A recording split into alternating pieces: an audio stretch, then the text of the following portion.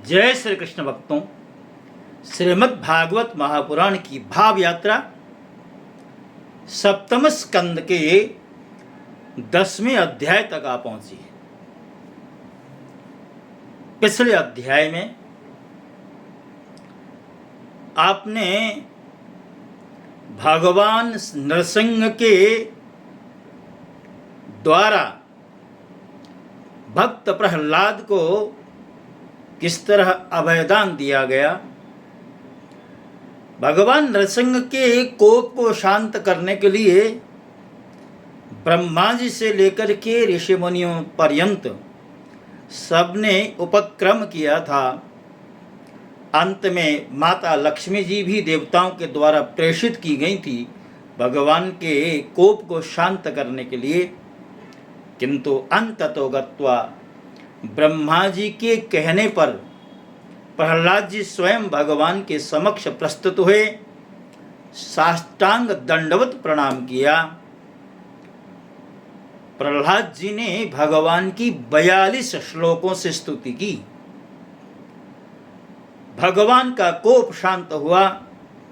भगवान ने प्रहलाद जी से कहा, पुत्र मांगो क्या चाहते हो।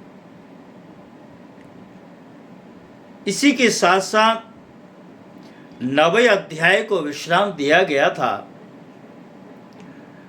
अभी जो 10वां अध्याय है, भक्तों आप सब जानते हैं, ये जो सप्तम स्कंद है, यह देवर्षि नारद जी और युधिष्ठिर जी के बीच का जो संवाद है उसका सूचक है। नारद जी कहते हैं कि प्रहलाद जी ने बालक होने पर भी यही समझा कि वरदान मांगना प्रेम भक्ति का विघ्न है। भगवान ने कहा प्रहलाद जी से, मांगो क्या चाहते हो। तो प्रहलाद जी ने कहा, जहां भक्त और भगवान का संबंध होता है और उस संबंध के बीच में यदि भगवान से कुछ मांगा जाए तो प्रेम भक्ति में विघ्न रूप है वह याचना। इसलिए भगवान से बोले और मुस्कुराते हुए बोले। प्रहलाद जी कहते हैं, मैं जन्म से ही विषय भोगों में आसक्त हूँ। अब मुझे इन वरों के द्वारा आप लुभाइए नहीं। उन भोगों के संग से डरकर ही तो मैं आपकी ही सेवा में उपस्थित हुआ हूँ। आप मुझे अनेक तरह के भौतिक भोगों के वरदानों में उलझा करके मत रखिए। हे भगवान, मुझ में भक्ति के लक्षण है या नहीं, यह जानने के लिए आपने अपने भक्त को वरदान मांगने की ओर प्रेरित किया है। ये विषय भोग हृदय की गांठ को और भी मजबूत करने वाले तथा विषय भोग में फंसा करके बार बार जन्म मृत्यु के चक्कर में डालने वाले। हे जगत गुरु, परीक्षा के अतिरिक्त ऐसा कहने का और कोई कारण नहीं दिखता। अर्थात आप हमारी परीक्षा लेना चाह रहे हैं।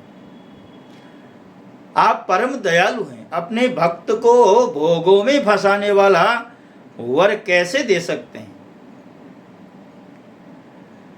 और आपसे जो सेवक अपनी कामनाएं पूर्ण कराना चाहता है, वह सेवक सेवक नहीं, वह तो लेन देन करने वाला वणिक है।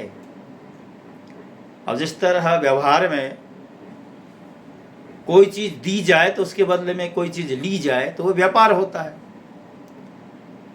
यह लौकिक व्यवहार होता है।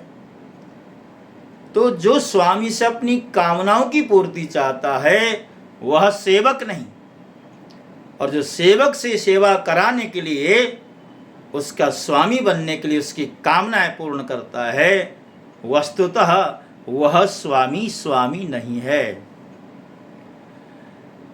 हे वरदान शिरोमणे, यदि आप मुझे सचमुच मोह मागा वरदान देना ही चाहते हैं तो ऐसा वर दीजिए कि मेरे हृदय में कभी किसी कामना का बीज अंकुरित ही न हो।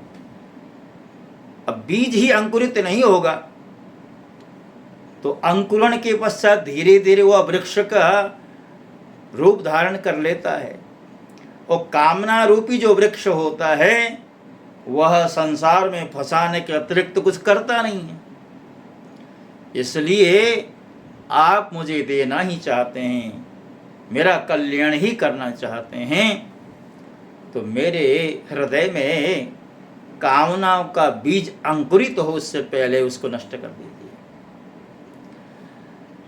आज प्रहलाद जी कह रहे हैं, हे कमल नयन, जिस समय मनुष्य अपने मन में रहने वाली कामनाओं का परित्याग कर देता है उसी समय वह भगवत स्वरूप को प्राप्त हो जाता है। हे भगवान, आपको नमस्कार है। नमो भगवते तुभ्यं पुरुषाय महात्मने हरेद भूत सिंहाय ब्रह्मणे परमात्मने। हे भगवान, आपको नमस्कार है। आप सबके हृदय में विराजमान उदार शिरोमणि स्वयं पर ब्रह्म परमात्मा है। अद्भुत नरसिंह रूपधारी श्री हरि के चरणों में मैं बार बार प्रणाम करता हूँ। भगवान कहते हैं, प्रहलाद, तुम्हारे जैसे मेरे एकांत प्रेमी इस लोक अथवा परलोक की किसी भी वस्तु के लिए कोई कामना नहीं करते, फिर भी अधिक नहीं केवल एक मनवंतर तक मेरी प्रसन्नता के लिए इस लोक में दैत्याधिपतियों के समस्त भोग स्वीकार करो। बड़ी विचित्र बात है। भक्त बार बार निषेध कर रहा है। भौतिक भोगों के लिए वह भगवान से कह रहा है कि मुझे इन भोगों में उलझाइए नहीं, किंतु भगवान कहते हैं, मेरी प्रसन्नता के लिए ही सही तुम दैत्य कुलोचित जितने भी भोग हैं उनको स्वीकार कर लो। समस्त प्राणियों के हृदय में यज्ञों के भोक्ता ईश्वर के रूप में मैं ही विराजमान हूं और तुम अपने हृदय में मुझे देखते रहना। मेरी लीला कथाएं जो तुम्हें अत्यंत प्रिय हैं सुनते और सुनाते रहना। समस्त कर्मों के द्वारा मेरी ही आराधना करना और इस प्रकार अपने प्रारब्ध कर्म का क्षय कर देना। भोग के द्वारा पुण्य कर्मों का फल और निष्काम पुण्य कर्मों के द्वारा पाप का नाश करते हुए समय पर शरीर का त्याग करके समस्त बंधनों से मुक्त होकर तुम मेरे पास आओगे। देवलोक में भी लोग तुम्हारी विशुद्ध कीर्ति का गुणगान करेंगे। तुम्हारे द्वारा की हुई इस स्तुति का जो मनुष्य कीर्तन करेगा, साथ ही मेरा और तुम्हारा स्मरण भी करेगा, वह समय पर कर्मों के बंधन से मुक्त हो जाए। प्रहलाद जी कहते हैं, हे परमेश्वर, आप वर देने वालों के स्वामी हैं। आपसे मैं एक वर और मांगता हूं। मेरे पिता ने आपके ईश्वरीय तेज को और सर्वशक्तिमान चराचर गुरु स्वयं आपको न जानकर आपकी बड़ी निंदा की है। इस विष्णु ने मेरे भाई को मार डाला है। ऐसी मिथ्या दृष्टि रखने के कारण पिताजी क्रोध के वेग को सहन करने में असमर्थ हो गए थे। इसी से उन्होंने आपका भक्त होने के कारण मुझसे भी द्रोह किया, वैर किया। हे दीन बंधु, यद्यपि आपकी दृष्टि पड़ते ही वे पवित्र हो चुके हैं, फिर भी मैं आपसे प्रार्थना करता हूं कि उस जल्दी नाश न होने वाले दुस्तर दोष से मेरे पिता शुद्ध हो जाए। नृसिंह भगवान ने कहा, निष्पाप प्रहलाद, तुम्हारे पिता स्वयं पवित्र होकर तर गए, इसकी तो बात ही क्या है। यदि उनकी 21 पीढ़ियों के पितर होते तो उन सब के साथ भी वे भी तर जाते, क्योंकि तुम्हारे जैसा कुल को पवित्र करने वाला पुत्र उनको प्राप्त हुआ है। भक्तों, हमारे शास्त्र कहते हैं, कुलम पवित्रम जननी कृतार्था वसुंधरा पुण्यवती च तेना अपार सच्चित सुख सागरेस्मिन् लीने परे ब्रह्मण्यस्य चेतः। अर्थात जिस कुल में, जिस वंश में भगवत भक्त बालक जन्म लेता है वह कुल पवित्र हो जाता है, माता की कोख कृतार्थ हो जाती है। जिस वसुंधरा में उसका जन्म हुआ है वह वसुंधरा भी, वह पृथ्वी का खंड भी शुद्ध और पवित्र हो जाता है। तो भक्तों की बड़ी महिमा बताई हमारे शास्त्रों ने। भगवान कहते हैं कि हे दैत्यराज, मेरे भक्ति भाव से जिनकी कामनाएं नष्ट हो गई हैं, वे सर्वत्र आत्मभाव होने के कारण छोटे बड़े किसी भी प्राणी को किसी भी प्रकार से कष्ट नहीं पहुंचाते। संसार में जो लोग तुम्हारे अनुयायी होंगे वे भी मेरे भक्त हो जाएंगे। पुत्र, तुम मेरे सभी भक्तों के आदर्श हो। यद्यपि मेरे अंगों का स्पर्श होने पर तुम्हारे पिता पूर्ण रूप से पवित्र हो गए हैं, तथापि तुम उनकी अंत्येष्टि क्रिया करो। तुम्हारी जैसी संतान के कारण उन्हें उत्तम लोकों की प्राप्ति होगी। बस तुम अपने पिता के पद पर स्थित हो जाओ और वेदवादी मुनियों की आज्ञा के अनुसार मुझ में अपना मन लगाकर मेरी शरण में रहकर मेरी सेवा के लिए ही अपने सारे कार्य करो। नारद जी कहते हैं, युधिष्ठिर, भगवान की आज्ञा के अनुसार प्रहलाद जी ने अपने पिता की अंत्येष्टि क्रिया संपन्न की। इसके बाद श्रेष्ठ ब्राह्मणों ने उनका राज्याभिषेक किया। इसी समय देवता ऋषि आदि के साथ ब्रह्मा जी ने नृसिंह भगवान को प्रसन्न वदन देख कर पवित्र वचनों के द्वारा उनकी स्तुति की और उनसे यह बात कही। ब्रह्मा जी कहते हैं कि देवताओं के आराध्य देव, आप सर्वांतर्यामी, जीवों के जीवन दाता और मेरे भी पिता हैं। यह पापी दैत्य लोगों को बहुत ही सता रहा था। बड़े सौभाग्य की बात है कि आपने इसे मार डाला। मैंने इसे वर दे दिया था कि मेरी सृष्टि का कोई भी प्राणी तुम्हारा वध न कर सकेगा। इससे यह मत वाला हो गया। तपस्या, योग और बल के कारण उत्श्रृंखल होकर इसने वेद विधियों का उच्छेद कर दिया। यह भी बड़े सौभाग्य की बात कि इसके पुत्र परम भागवत शुद्ध हृदय नन्हे से शिशु प्रहलाद को आपने मृत्यु के मुख से छुड़ा दिया। तथा यह भी बड़े आनंद और मंगल की बात है कि वह अब आपकी शरण में। आपकी इस नृसिंह रूप का ध्यान जो कोई एकाग्र मन से करेगा उसे यह सब प्रकार के भयों से बचा लेगा। यहाँ तक कि मारने की इच्छा से आई हुई मृत्यु भी उसका कुछ न बिगाड़ सके। भगवान बोले, ब्रह्मा जी, आप दैत्यों को ऐसा वरदान न दिया करो, क्योंकि दैत्य लोग वरदान का दुरुपयोग कर सकते हैं, क्योंकि उनका हृदय तो स्वभाव से ही क्रूर है। उनको दिया गया जो वरदान होता है वह ठीक वैसा ही होता है जैसे विषधर सर्प को दूध पिलाना।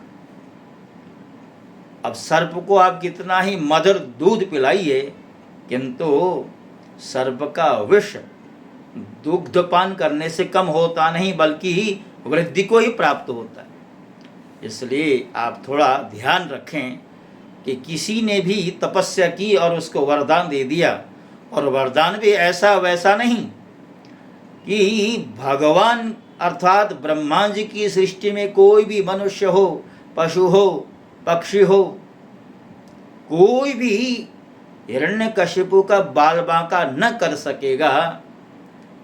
इस तरह का जो वरदान हिरण्यकशिपु को मिला है, उसने इसका दुरुपयोग किया है। और देखिए, यहाँ से ब्रह्मा जी देवताओं के द्वारा स्तुत होकर के भगवान जो है प्रस्थान करते हैं, और ब्रह्मा जी ने प्रहलाद जी को समस्त दानव और दैत्यों का अधिपति बना दिया।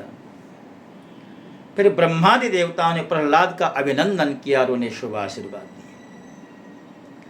प्रहलाद जी ने भी यथायोग्य सबका सत्कार किया और वे लोग अपने अपने लोक को चले गए। नारद जी कहते हैं कि इस प्रकार भगवान के दोनों पार्षद जय और विजय दिति के पुत्र दैत्य हो गए। वे भगवान से बैर भाव रखते थे।